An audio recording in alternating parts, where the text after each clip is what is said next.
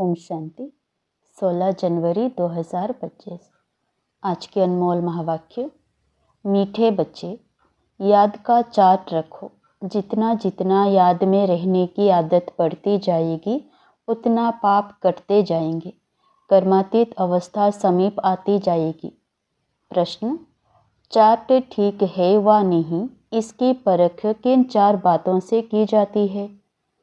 उत्तर, पहला आसामी, दूसरा चलन, तीसरा सर्विस और चौथा खुशी।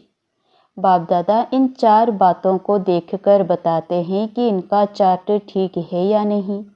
जो बच्चे म्यूजियम या प्रदर्शनी की सर्विस पर रहते, जिनकी चलन रॉयल है, अपार खुशी में रहते हैं, तो जरूर उनका चार्ट ठीक होगा। गीत मुखड़ा देख ले प्राणी। ओम शांति।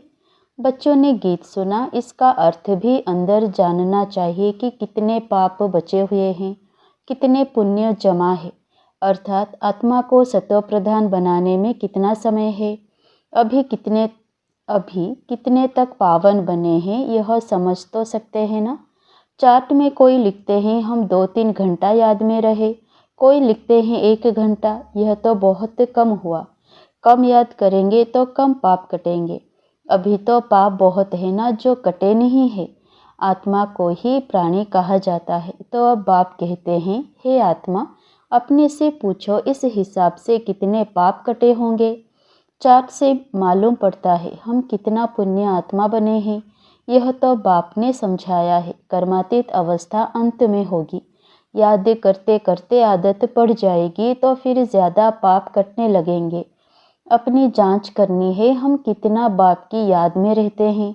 इसमें गप मारने की बात नहीं, यह तो अपनी जांच करनी होती है। बाबा को अपना चार्ट लिख कर देंगे तो बाबा झट बताएंगे कि यह चार्ट ठीक है व नहीं। आसामी, चलन, सर्विस और खुशी को देख बाबा झट समझ जाते हैं कि इनका चार्ट कैसा है। घड़ी घड़ी याद किनको रहती होगी? जो म्यूजियम अथवा प्रदर्शनी की सर्विस में रहते हैं। म्यूजियम में तो सारा दिन आना जाना रहता है। दिल्ली में तो बहुत आते रहेंगे। घड़ी घड़ी बाप का परिचय देना पड़ता है। समझो किसी को तुम कहते हो विनाश में बाकी थोड़े वर्ष हैं। कहते हैं यह कैसे हो सकता है? फट से कहना चाहिए यह कोई हम थोड़े ही बताते हैं। भगवान उवाच है ना। भगवान उवाच तो जरूर सत्य ही होगा ना। इसीलिए बाप समझाते हैं, घड़ी घड़ी बोलो यह शिव बाबा की श्रीमत है। हम नहीं कहते, श्रीमत उनकी है, वह है ही ट्रूथ। पहले पहले तो बाप का परिचय जरूर देना पड़ता है। इसीलिए बाबा ने कहा है हर एक चित्र में लिख दो शिव भगवान उवाच। वह तो एक्यूरेट ही बताएंगे।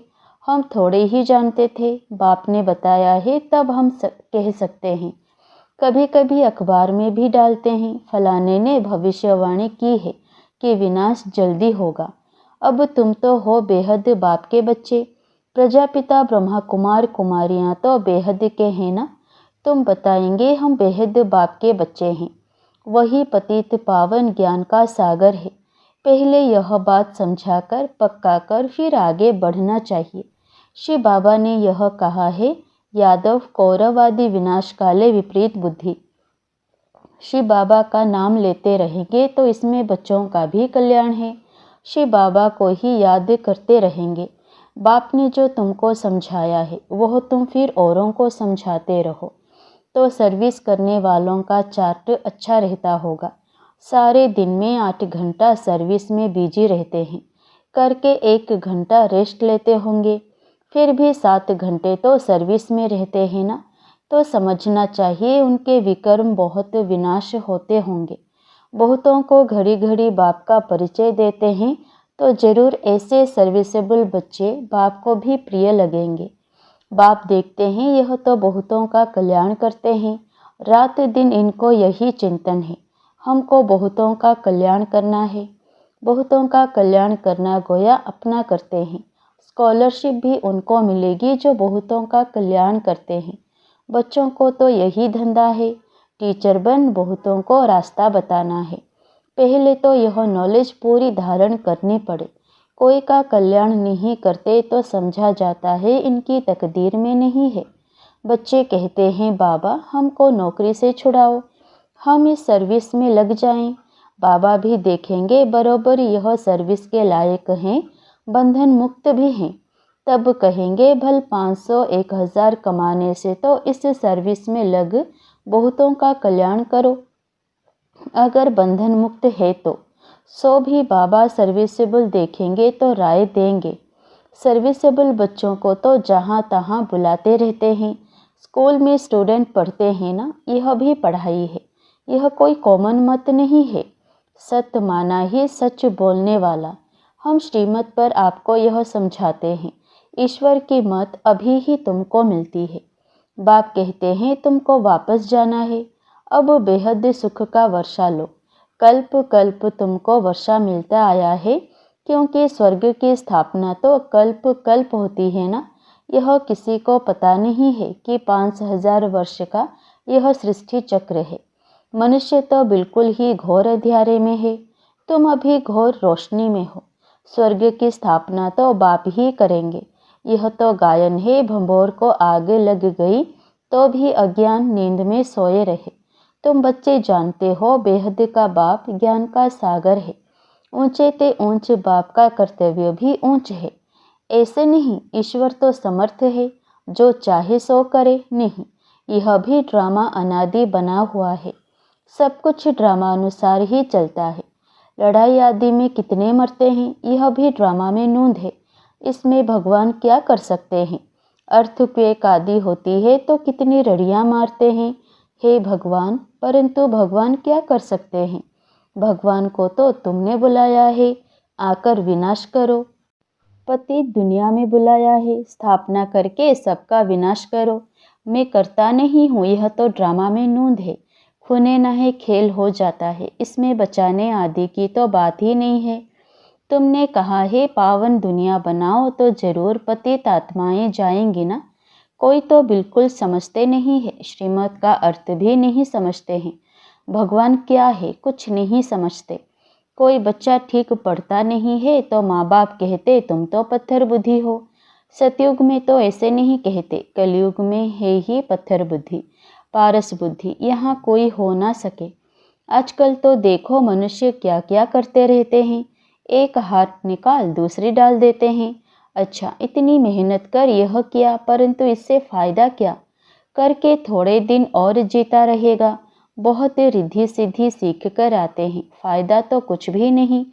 भगवान को याद ही इसीलिए करते हैं, हमको आकर पावन दुनिया का मालिक बनाओ। हम पति दुनिया में रह बहुत दुखी हुए हैं। सतयुग में तो कोई बीमारी आदि दुख की बात होती ही नहीं। अभी बाप द्वारा तुम कितना ऊंच पद पाते हो। यहाँ भी मनुष्य पढ़ाई से ही ऊंच डिग्री पाते हैं, बड़े खुश रहते हैं। तुम बच्चे समझते हो यह तो बाकी थोड़े रोज जिएंगे। पापों का बोझा तो सिर पर बहुत है, बहुत सजाएं खाएंगे। अपने को पतित तो कहते हैं ना। विकार में जाना पाप नहीं समझते, पाप आत्मा तो बनते हैं ना। कहते हैं गृहस्थ आश्रम तो अनादि चला आता है। समझाया जाता है सतयुग त्रेता में पवित्र गृहस्थ आश्रम था, पाप आत्माएं नहीं थे। यहाँ पाप आत्माएं हैं, इसीलिए दुखी है। यहाँ तो अल्पकाल का सुख है। बीमार हुआ, यह मरा। मौत तो मुख खोलकर खड़ा है, अचानक हार्ट फेल हो जाते हैं। यहाँ है ही कागविष्टा समान सुख, वहाँ तो तुमको अथाह सुख है। तुम सारे विश्व के मालिक बनते हो। किसी भी प्रकार का दुख नहीं होगा, ना गर्मी ना ठंडी होगी, सदैव बहारी मौसम होगा। तत्व भी ऑर्डर में रहते हैं। स्वर्ग तो स्वर्ग ही है, रात दिन का फर्क है। तुम स्वर्ग की स्थापना करने के लिए ही बाप को बुलाते हो, आकर पावन दुनिया स्थापन करो, हमको पावन बनाओ। तो हर एक चित्र पर श्री भगवान वाच लिखा हुआ हो, इससे घड़ी घड़ी शिव बाबा याद आएगा। ज्ञान भी देते रहेंगे। म्यूजियम अथवा प्रदर्शनी की सर्विस में ज्ञान और योग दोनों इकट्ठे चलते हैं। याद में रहने से नशा चढ़ेगा। तुम पावन बन सारे विश्व को पावन बनाते हो। जब तुम पावन बनते हो तो जरूर सृष्टि भी पावन चाहिए। पिछाड़ी में कयामत का समय होने के कारण सबका हिसाब किताब चुक्त हो जाता है। तुम्हारे लिए हमको नई सृष्टि का उद्घाटन करना पड़ता है, फिर ब्रांचेस खोलते रहते हैं। पवित्र बनाने के लिए नई दुनिया सत्यों का फाउंडेशन तो बाप बगैर कोई डाल ना सके, तो ऐसे बाप को याद भी करना चाहिए।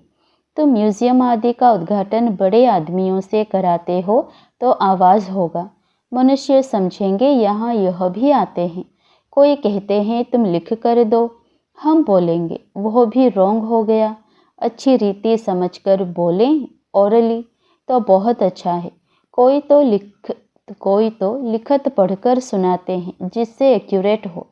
तुम बच्चों को तो ओरली समझाना है, तुम्हारी आत्मा में सारी नॉलेज है ना, फिर तुम औरों को देते हो, प्रजा वृद्धि को पाती रहती है, आदमशुमारी भी बढ़ती जाती है ना, सब चीज़ बढ़ती रहती है। झाड़ सारा जर्जरीभूत हो गया है, जो अपने धर्म वाले होंगे वह निकल आएंगे।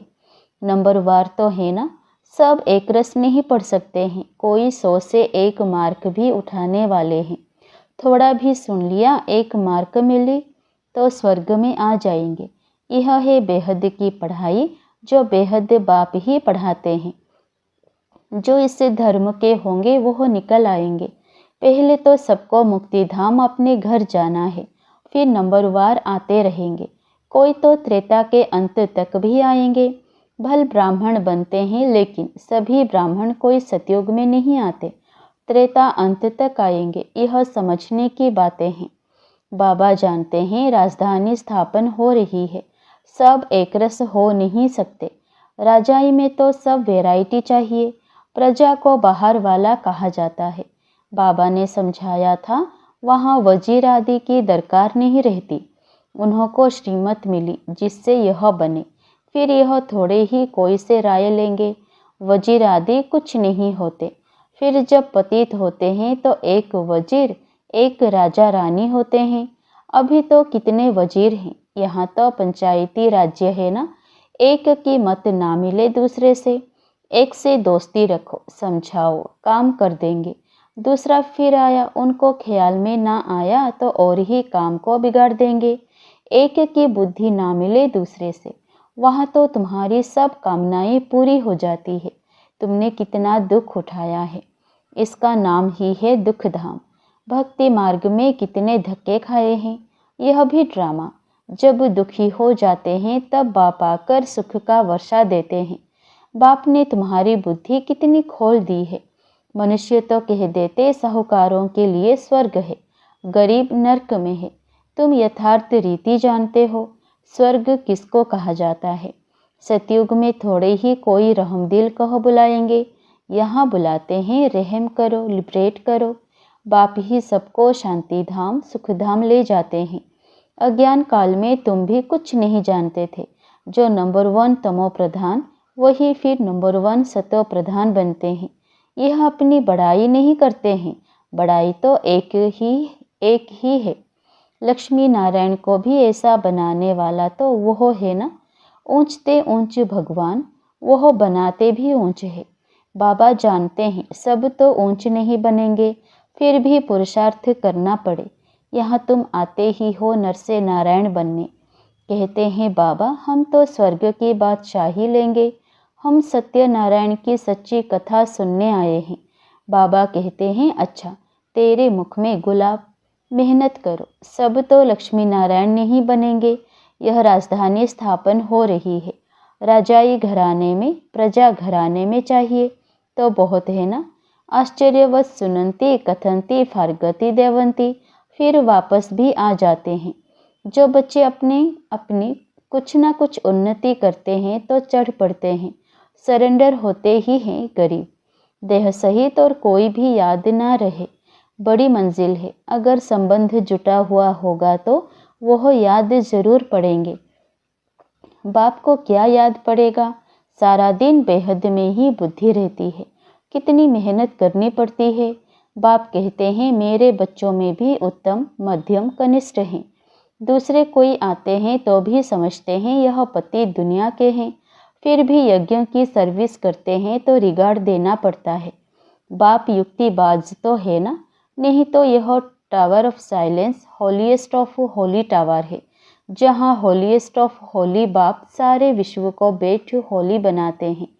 यहाँ कोई पतित आ ना सके, परंतु बाप कहते हैं मैं आया ही हूँ सभी पतितों को पावन बनाने। इस खेल में मेरा भी पार्ट है। अच्छा, मीठे मीठे सिकिलधे बच्चों प्रति माता पिता बाप दादा का याद प्यार और गुड मॉर्निंग। रूहानी बाप की रूहानी बच्चों को नमस्ते। धारणा के लिए मुख्य सार पहला, अपने चार्ट को देखते जांच करनी है कि कितने पुण्य जमा है, आत्मा सतो प्रधान कितनी बनी है। याद में रहकर सब हिसाब किताब चुक्त करने हैं। दूसरा, स्कॉलरशिप लेने के लिए सर्विसेबल बन बहुतों का कल्याण करना है, बाप का प्रिय बनना है, टीचर बन बहुतों को रास्ता बताना है। वरदान, अपने फरिश्ते स्वरूप द्वारा सर्व को वर्षे का अधिकार दिलाने वाले आकर्षण मूर्ति भवो। फरिश्ते स्वरूप की ऐसी चमकीली ड्रेस धारण करो जो दूर दूर तक आत्माओं को अपनी तरफ आकर्षित करे और सर्व को भिखारीपन से छुड़ाए वर्षे का अधिकारी बना दे। इसके लिए ज्ञान मूर्त, याद मूर्त और सर्व दिव्य गुण मूर्त बन उड़ती कला में स्थित रहने का अभ्यास बढ़ाते चलो। आपकी उड़ती कला ही सर्व को चलते फिरते फरिश्ता सो देवता स्वरूप का साक्षात्कार कराएगी। यही विधाता वरदातापन की स्टेज है। स्लोगन, औरों के मन के भावों को जानने के लिए सदा मनमना भव की स्थिति में स्थित रहो। अपनी शक्तिशाली मनसा द्वारा सकाश देने की सेवा करो। मनसा शक्ति का दर्पण है, बोल और कर्म, चाहे अज्ञानी आत्माएं चाहे ज्ञानी आत्माएं, दोनों के संबंध संपर्क में बोल और कर्म शुभ भावना शुभ कामना वाले हो। जिसकी मनसा शक्तिशाली व शुभ होगी उसकी वाचा और कर्मणा स्वतः ही शक्तिशाली शुद्ध होगी, शुभ भावना वाली होगी। मनसा शक्तिशाली अर्थात याद की शक्ति श्रेष्ठ होगी, शक्तिशाली होगी, सहज योगी होंगे। अच्छा, ओम शांति।